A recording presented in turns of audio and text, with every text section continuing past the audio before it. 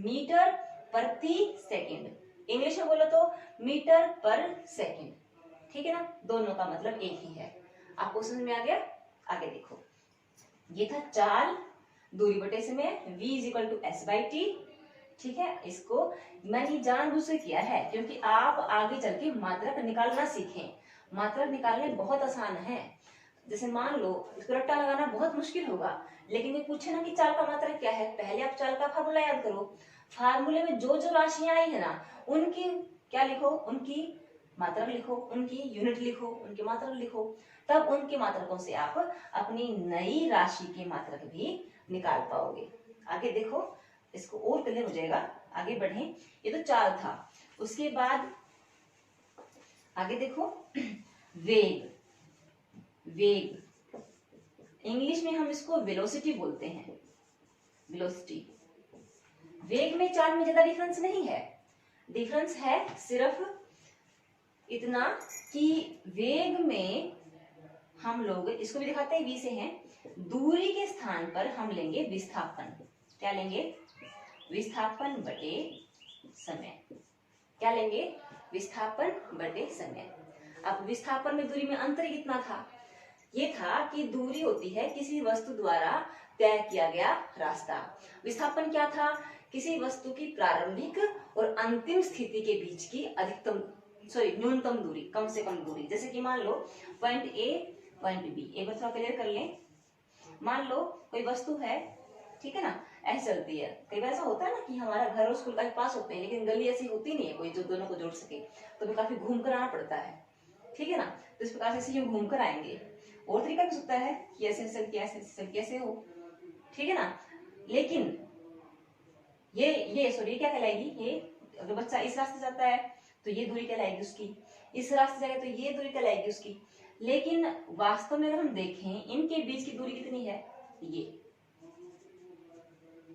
ठीक है ना। बच्चे ने अपने घर से अपना स्टार्ट किया और कहां पर जाके पहुंचा? स्कूल में। लेकिन फिलहाल अपने घर से कितना दूर है वो? मान लीजिए ये 22 मीटर है, ठीक है ना। तो उसका विस्थापन कितना है? 22 मीटर है। अब चाहे वो कितना 80 मीटर चल के आया हो, चाहे 45 मीटर चल के आया हो, वो है दूरी और ये है विस्थापन। ठीक है, समझ में आ गया? मैंने उस दिन ही बताया था, एक बार फिर रिपीट करती हूँ। विस्थापन की एक दिशा है। दिशा मतलब कहाँ शुरू किया? प्रारंभिक बिंदु से। कहाँ खत्म किया? अंतिम बिंदु पर। लेकिन दूरी की कोई दिशा नहीं होती। देखो यहाँ से एक पल के लिए इसकी दिशा ये है, ठीक है ना। एक पल के लिए इसकी दिशा ये है। एक बार यहाँ है, एक बार यहाँ है, एक बार यहाँ है, एक बार यहाँ है, एक बार यहाँ है, एक बार यहाँ है, एक बार यहाँ है, फिर यहाँ है। इसकी दिशा बार बार बदल रही है। लेकिन विस्थापन में जहां भी पॉइंट रखेंगे आप, वहां पर क्या होगी? उसकी दिशा एक समान रहेगी। ठीक है, तो अगर वापस उस पॉइंट पे आ जाएं,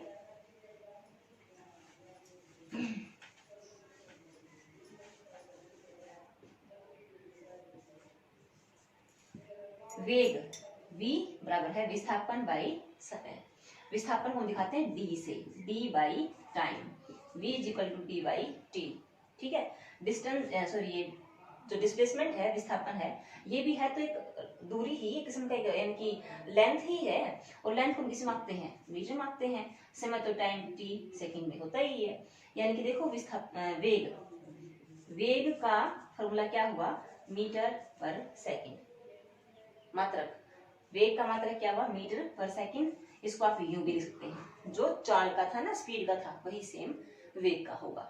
ठीक है, आगे देखो, बोर्ड साफ करती हूं मैं। वेग समझ में आ गया, चाल समझ में आ गया आप लोगों को। उसके बाद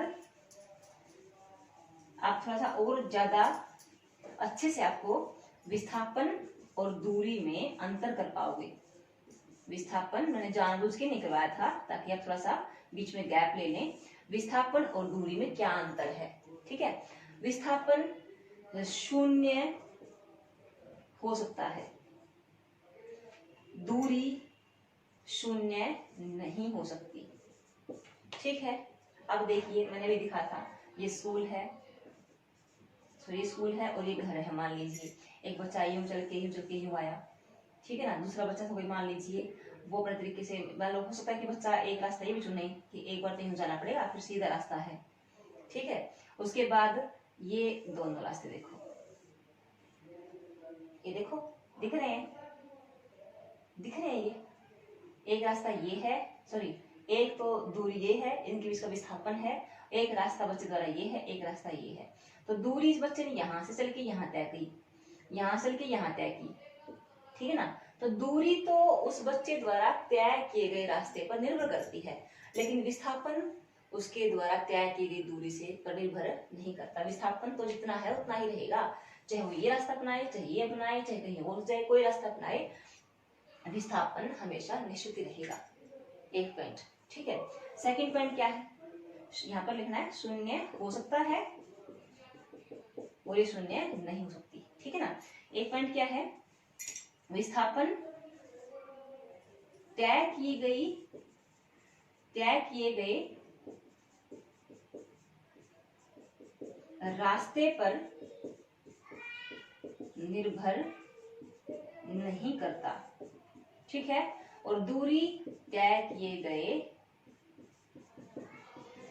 रास्ते पर निर्भर करती है, ठीक है। उसके बाद देखो, अच्छा पॉइंट ये भी इंटरेस्टिंग, अपने आप बनाने हैं, रटने नहीं है। विस्थापन है ना, विस्थापन कभी भी दूरी से ज्यादा नहीं हो सकता, या तो दूरी के बराबर का मिलेगा या दूरी से कम मिलेगा हमेशा। जैसे कि देखो ए से बी पर गए, ए से बी पर गए, अब ये मान लो रास्ता ये भी है, अब मान लो कि रास्ता ये भी है, बच्चा यहाँ से जा सकता है, तो यहाँ से नहीं जाएगा वो, ठीक है। तो यहाँ से यहाँ गया तो दूरी और विस्थापन बराबर हो गए, ठीक है ना। और जब ये रास्ता नहीं था तब दूरी ज्यादा थी, विस्थापन कम था। विस्थापन दूरी से कम हो सकता है, ठीक है ना, लेकिन दूरी विस्थापन से कभी कम नहीं मिलेगी, या तो बराबर मिलेगी या उससे ज्यादा ही मिलेगी, ठीक है। आगे देखो, बराबर या ज्यादा, ठीक है ना। आपने इनको थोड़ा सा अच्छे से लिखना है, ठीक है बेटा, मैं आपको सिर्फ हिंट दे रही हूँ। आपने पॉइंट 1 2 3 हो गए, एक और देखो, वो भी बहुत अच्छा पॉइंट है। विस्थापन देखो, विस्थापन आरंभिक बिंदु अंतिम बिंदु दिख रहा है, दिशा है ना, उसमें कोई दिशा नहीं है, डायरेक्शनलेस, कभी वहां कभी वहां कभी वहां, ठीक है ना। तो विस्थापन एक सदिश राशि है, सदिश समझे, सदिश यानी कि दिशा सहित, परिमाण और दिशा दोनों होंगे। दूरी एक अदिश राशि है, ठीक है, दूरी एक अदिश राशि है। समझ में आ गया। हमने आज क्या किया है, एक समान गति, असमान गति, विस्थापन और दूरी में अंतर।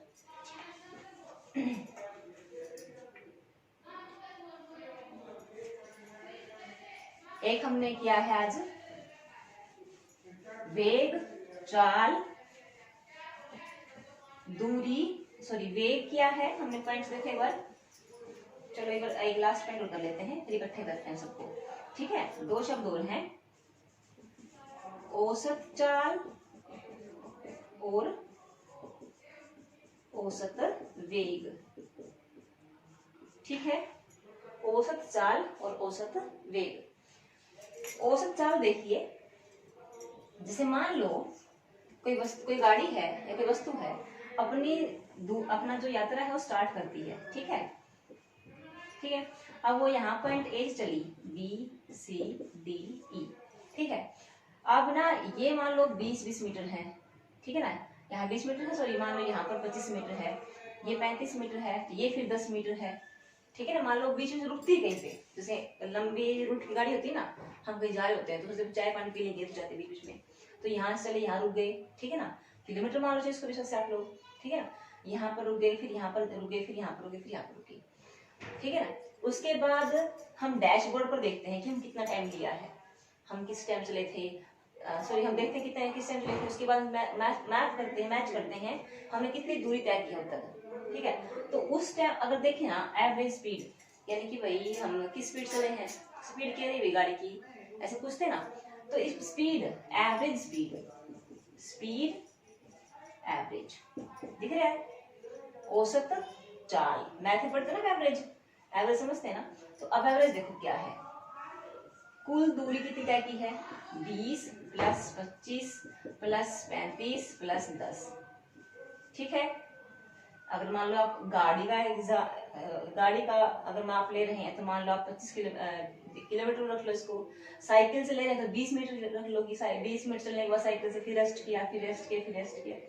तो इस प्रकार ये आपने स्पीड तय की है, ठीक है ना, सॉरी डिस्टेंस तय किया है, दूरी तय की है। ये आपका कुल क्या है, डिस्टेंस है। क्या लिखोगे आप, पहले इसको देखते हैं।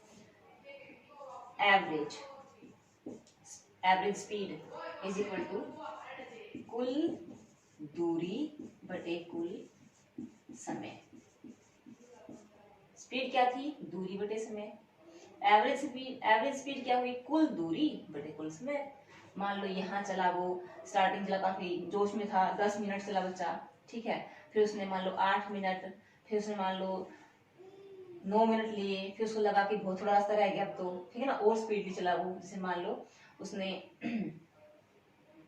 मान लो 2 मिनट में रास्ता तय कर दिया ये, ठीक है ना, या 4 मिनट ले लो, ठीक है। तो कुल समय कितना होगा, 10 8 18 और 9 27 और 4 31, ठीक है ना, 31 मिनट लगे इसको, ठीक है ना। सेकंड में बदलो इसको, सेकंड में बदल लो। सेकंड में कैसे बदल दो बेटा, 31 मिनट, 1 मिनट में 60 सेकंड, तो 60 सेकंड, ठीक है। 6 1 6 6 3 18, 186 सेकंड लगे। इनको सबको प्लस करेंगे, कितना बैठा था, 20 25 45 और 35 80, 186 सेकेंड, ये मीटर है, ठीक है। इस प्रकार से जो हमारा आएगा ना, इनको काट करके डिवाइड करके देखो हम, ठीक तो क्या हुआ ना, 2 2 4 और 3 7 और 1 8 1 9, 90 बैठेगा बेटा, सॉरी 90 बैठेगा, ठीक है, 90 मीटर बाई 186 सेकेंड। तो आप यहां से फिर इसकी एवरेज स्पीड निकाल सकते हो, कुल दूरी निकाल सकते हो, निकल जाएगी आराम से। ये तो थी एवरेज स्पीड। उसके बाद सेम यही मैटर है औसत वेग का, वो क्या होता है, एवरेज वेलोसिटी, इंग्लिश में उसको कहते हैं वेलोसिटी। वो क्या होगी, बिल्कुल सेम होगा, लेकिन दूरी की जगह क्या आ जाएगा, विस्थापन। वेग भी तो विस्थापन की बात करता है ना, तो कुल औसत वेग बराबर है कुल विस्थापन बटे कुल समय, ठीक है, कुल विस्थापन बटे कुल समय। अब विस्थापन कितना हुआ है,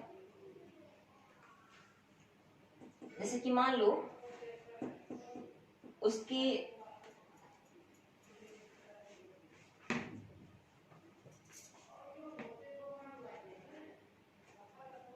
सॉरी हम वेग की बात करें ना बेटा, वेग की बात कर रहे हैं।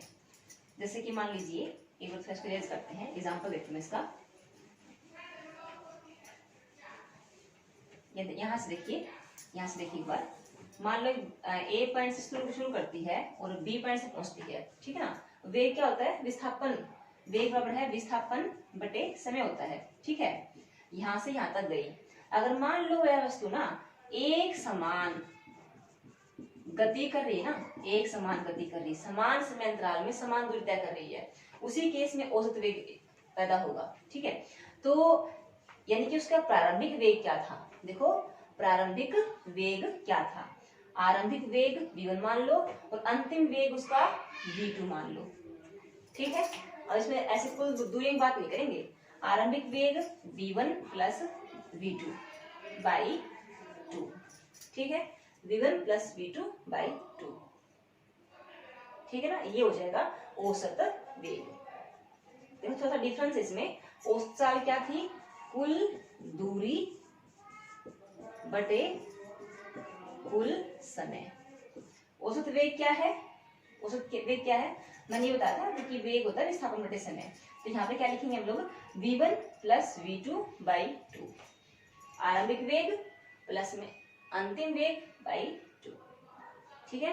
एक बार हम थोड़ा समराइज करते हैं। आज हमने क्या किया है, आज हमने पॉइंट्स देखे हैं।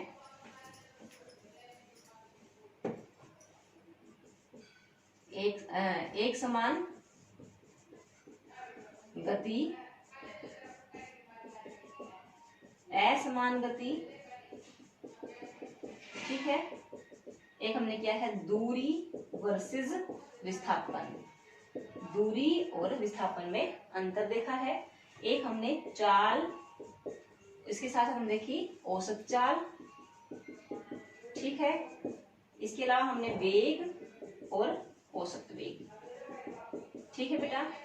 तो आपने पॉइंट्स पढ़ने बुक में से, और मैंने कीवर्ड्स में दिए हैं ये रिटन होमवर्क में, इनको पढ़ना और बुक से मैच भी करना, इसको भी, वीडियो को भी, और रिटन होमवर्क को भी, और तुम्हारे पास जो बुक है उनको भी, तीनों को मैच करना, आपको कितना समझ में आता है बेटा, ठीक है।